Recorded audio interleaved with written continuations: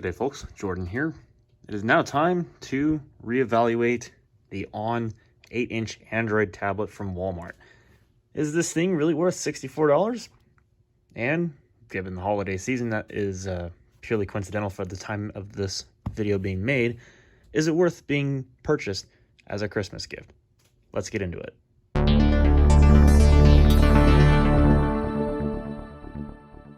So I just want to reiterate the price. Again, $64 before any kind of applicable sales tax, depending on where you live. Honestly, for a tablet, that's pretty dang cheap.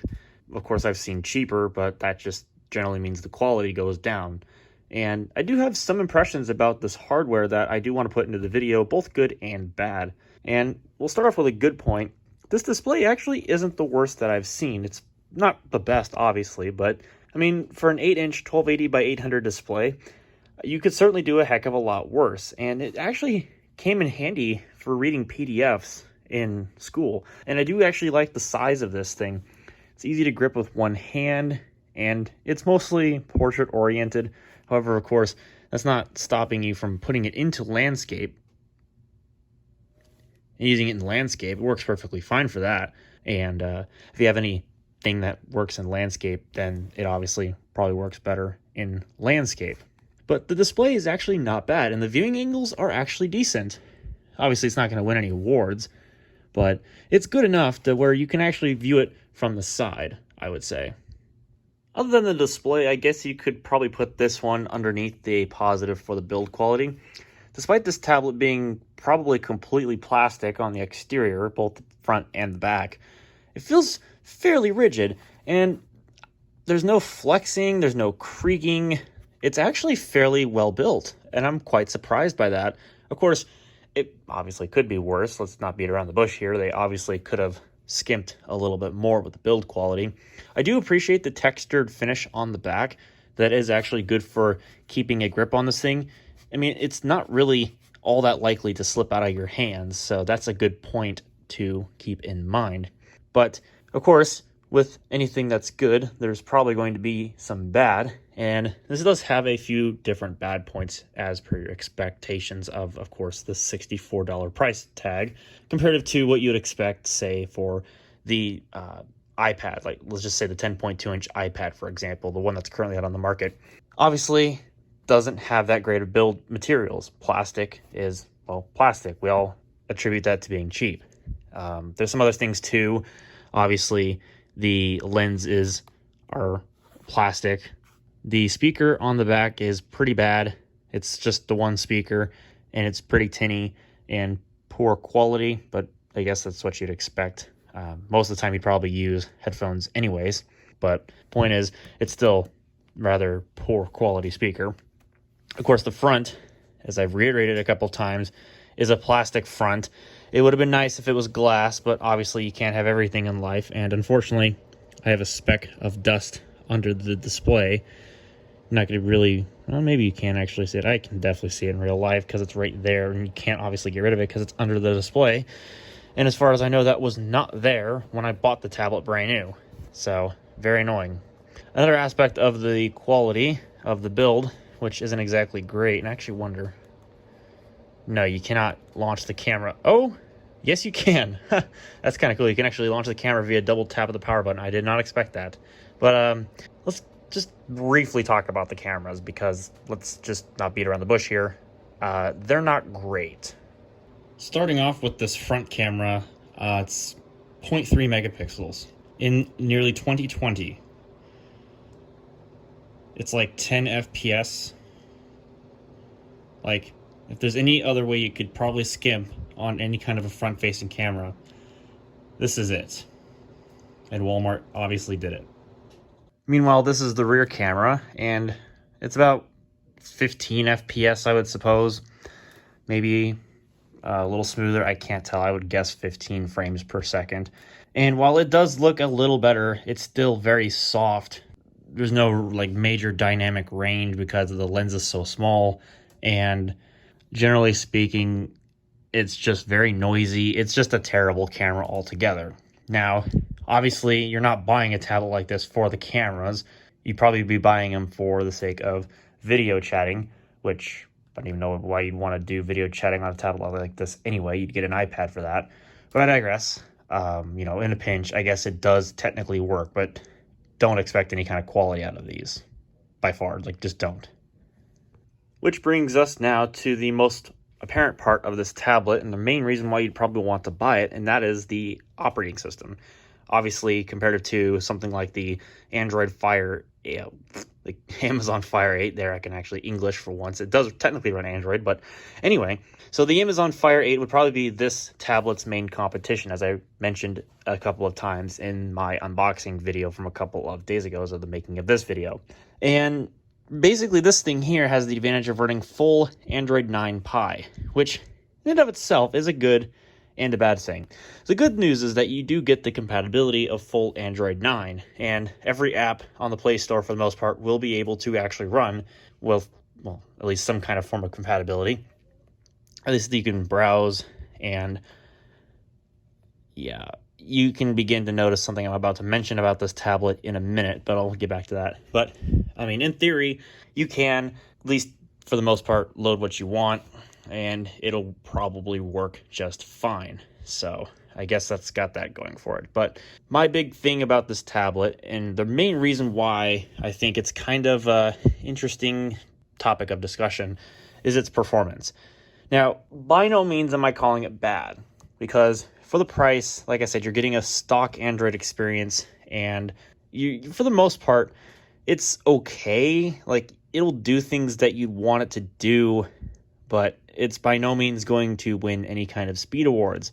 And that's very apparent when you go to load something such as a game. So we'll load Minecraft here, for example.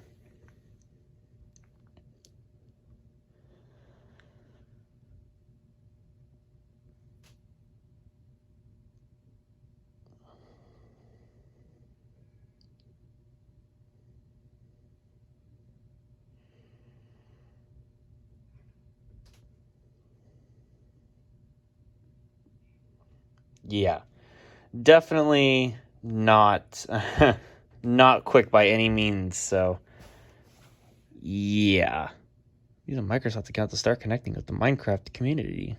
I think I'm a pass. At least that's the idea that I'm gonna pass. So whatever, you know. And even with a simpler title, like in this case, Peggle Blast,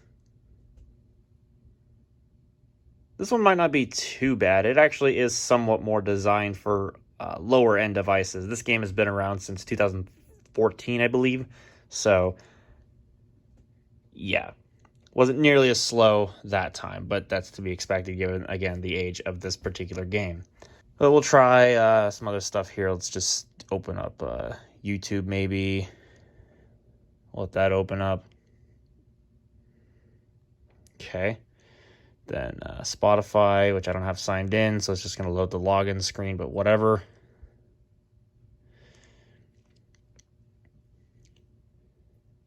Oh, it did sign me in. Whatever. So, I mean, in the end, it's not slow in the sense of, like, you know, it's so unbearable that you can't use it. It's what I would consider in the performance class to be fine. Like, it'll do what you want it to do without question, if you don't mind waiting a bit. That's just the main caveat. I mean, it is a quad-core CPU with 2 gigs of RAM, and yes, that is kind of sort of, you know, not the worst thing in the world, but I guess it's just not too well optimized to doing multitasking loads. So let's just say we want to scroll back here and go back to Peggle Blast. I almost thought for a minute that it actually had to relaunch. I'm quite surprised by that. If we go back to, say, the Play Store. It's actually not doing as bad as I thought, but...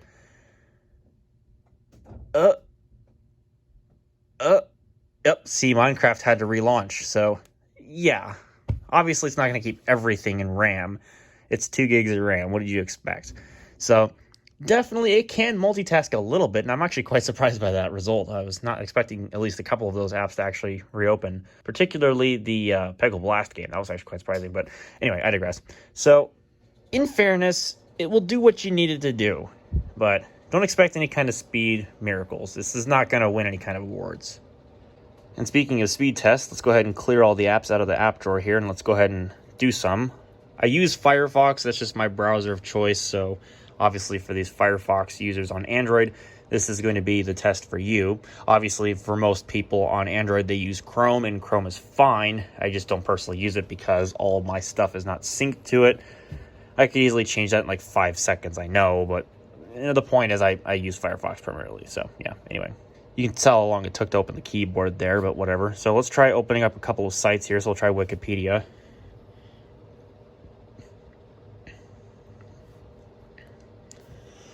Excuse me. Well, it loaded the mobile version, but yeah. Anyway. So there's that. We can try good old CNN.com because CNN, I don't know how well their mobile website is optimized. Let's find out. Sorry about the smudges on the screen. This is not an oleophobic coated display. I think you can put that on a plastic capacitive touchscreen, but I don't know. Interesting, it's actually loading the full desktop website. I'm quite surprised by this. And in all fairness, actually, it's not as slow as I was expecting it to be, since this is the full desktop site. It is still loading. Let's not beat around the bush here. It is still loading. But honestly, I was expecting that to actually be a lot slower. I'm not sure if there's going to be a great big ad that pops up, because CNN's website tends to do that. And one thing I do want to try here, we'll do a scrolling test. Oh, brother. Oh, ho, ho. Yeah, that little ARM CPU is definitely... Oh, yeah, see, I called a big old heading ad. Well, once you let it load and you let it catch up, it seems like it's doing an okay job at... Oh, I spoke too soon. For a moment there, I thought it was actually doing a fairly good job at caching the website. But, yeah... the CPU just can't catch up, and I can't say I blame the CPU either, man. Again, this is by no means a hot performer. But, I mean, I suppose it's okay enough. Speaking of performance, actually, one last time, I'm going to open up Geekbench 5, because I actually have run a benchmark with Geekbench 5 on this tablet. And for those tech nerds out there that are about to look at the score, you are not going to be impressed. Actually, while we have this page open, I'll show you this. The display is 160 pixels per inch. So that's roughly half of the Retina display. 2 gigs of RAM. This has a MediaTek MT8163 CPU with a Mali T720 GPU. Apparently, this is a Joyar ONA 19TB002 running 64-bit Android. And here's the scores. Prepare to be amazed. Yep. Based on the metrics in Geekbench 5, this is a hot performer. At least comparative to my iPhone 11, which it's not really a fair comparison. Let's not beat around the bush here. But yeah, you can get a bit of a perspective versus one of the fastest phones of 2019 comparative to, well, this piece of hot trash. Let's not beat around the bush here. Actually, this pillow is kind of warm. From probably loading CNN, I couldn't tell you for sure. There's probably a couple more things that I can get into before we get down to the brass tacks of, is this tablet worth buying or not? And that is this thing and its update situation. Now, because of the fact that this is probably one of the many infamous Chinese tablets that Walmart probably slapped their logo on top of, software updates are going to be a bit of an interesting mixed bag. My tablet shipped with April security updates, specifically I think April 2019 from the 5th or something like that. I don't know. Anyway, point is, it's behind on security updates already, and that's not very good, because I could probably show you another example if I had it close by. I'll grab it real quick, actually. This right here is a Galaxy A10e device. This is $100 at Walmart right now. Of course, they have different variants for different networks that are more expensive for some reason, but this is the US Cellular version, which does get updates over Wi-Fi. And as you can see, you know, it's not particularly great considering that Google Pixel devices got the December security updates just recently, and this is still stuck on the November security updates, so get on that, Samsung. But anyway, I digress. The point is, this actually does have, at least for this particular network, its latest security updates. And so it's actually not too bad. Again, this is the Galaxy A10e. So it's a phone, okay, whatever. It comes with a manufacturer. But the point is, security updates for this tablet are going to be a bit of an interesting bag. Now, if I go into settings here, scroll down to the system option and system update, you can see, yeah, that's not pretty. And of course, there's the infamous quirky Walmart button down here in the navigation, which will always, at any given point, bring up this app, which takes you to all these different Walmart app shortcuts on the tablet, so you can quickly open the Walmart app on Android, which is cool. I'm not going to lie, that is actually kind of cool, but I don't really think I need to have a persistent Walmart button on the tablet at all times when I don't want it. That's just borderline overkill. Like, I can understand if you want to make this thing a complete and connected Walmart experience, just put the apps in with everything else, because you already preload the tablet, so you might as well just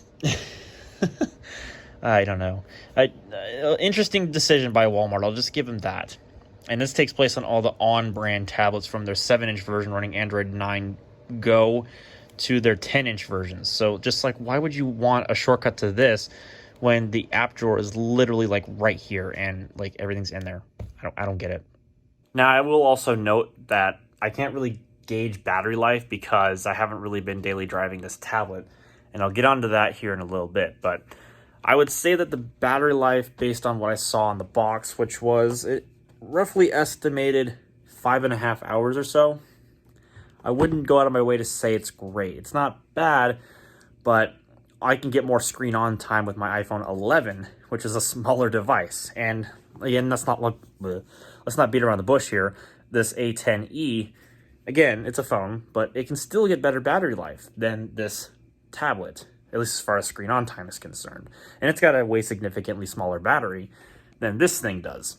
So it's not great. Let's just put it that way. I can't imagine it's fantastic. And while using it, it can drain a little bit depending on what you're doing, particularly if you're pushing it hard with, say, doing multitasking, like the picture-in-picture functionality with YouTube and a messaging application, for example. I have noticed that the performance was not exactly the most fantastic out there ever. So now I'm going to get to the big question of this video, and that is going to be, is this thing for $64 worth it for you as a Christmas gift this holiday season, or really is it worth the $64 in general to buy this thing before the applicable sales tax for your area? And it's really going to be up to you in the end, whether you think it's worth it or not. If you value your tablets only at like $64 and no higher, which you'd have really low expectations if that's the case.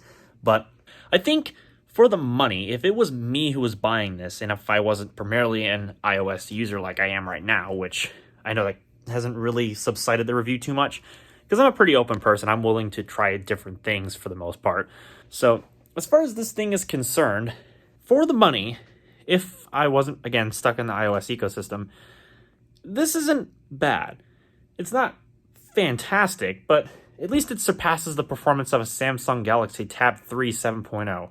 And I remember that was my first major Android tablet that I bought with my own money, and it was not pretty by any stretch of the imagination. It was not pretty. The thing was awfully slow, and the cameras, while they were better on that thing than they are on this thing, they were still awful hot pieces of garbage. And obviously 3 megapixels on the Tab 3 7.0 versus 2 megapixels on this thing, yeah, you're not winning any awards.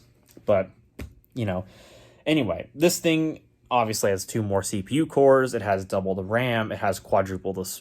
No, that has only double the storage of that old tablet. So, I mean, it's not bad. And obviously the stock Android experience I appreciate. And the performance, like I said, is passable. It's fine. I could definitely use it. I have the patience enough to wait for some things to load and whatever. It's fine. And for most people, it's probably going to be okay for what they want to do with it, which is mainly just going to be web browsing, instant messaging, email, checking their social media through apps, and content consumption with headphones. That's going to be really where this tablet itself is suited towards, is those functions. And for that, it does actually really well. And for me, I've found it actually works great for reading PDFs because the display itself is sharp enough to where you can read text without it being too blocky or it strains your eyes. Of course, any LCD really is going to strain your eyes after a while. Let's not beat around the bush here. But at least it's not going to like burn your retinas out, as Ashens likes to say. So in the end, for the price, it's not a bad device. And it certainly does the job for what it is designed to do, which is a cheap entertainment getaway device, basically. But for me, I'm returning it because, let's face it, I mean, I do most of my stuff on my phone anyway. And even if I did have an iPad, I would say, oh, I could find so much use for this thing. And I probably would find some more uses for an iPad over an Android tablet like this, even though admittedly I probably find more uses for an Android tablet over an iPad. But I digress.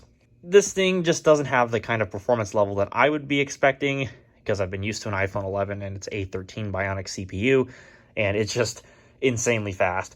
That and, you know, the build quality, the battery life, just the little things about this that don't really, they don't really settle me over and make me want to keep on using this thing. By no means is it bad, though. I mean, like I've said, I do appreciate this tablet for the price and what it can do. It's just not really for me in the end. But don't let that discourage you from buying this, actually. In fact, it's still a pretty good gift. Because again, the display is good enough. It'll do what you want it to do as far as performance levels are concerned. And it makes a fantastic gift, especially for kids, because they can download all the free games that they probably want. And in the end, if this breaks, what you're only out like, what, $64? And it's Wi-Fi only, so you don't have to pay for a cellular data plan like, some tablets you buy from a carrier. And in the end, honestly, again, like I said, if the kids break this thing, who cares? It's only $64. I mean, it'll probably last quite a while. My big fear is going to be this display because it's plastic. That's my biggest concern. I'm not really worried about the back. That'll probably get roughed up and age really well, assuming that the kids don't drop it too much. But, yeah. Ultimately, in the end, I'm going to leave the conclusion of whether or not you think it's worth it up to you, the end viewer or potential customer, because, let's face it, any purchasing decision is up to the person making the decision, not somebody else. I can only really speak from my mind and user experience. So, while it's not bad, and I could certainly see this being a great, great gift at the holiday seasons, it's just not for me in particular. And so I'm going to be taking it back to Walmart tonight, hopefully crossing my fingers to get my money back. I don't know. I'll try my luck. But in the meantime, I appreciate you all coming to watch, and I will see you all in the next video.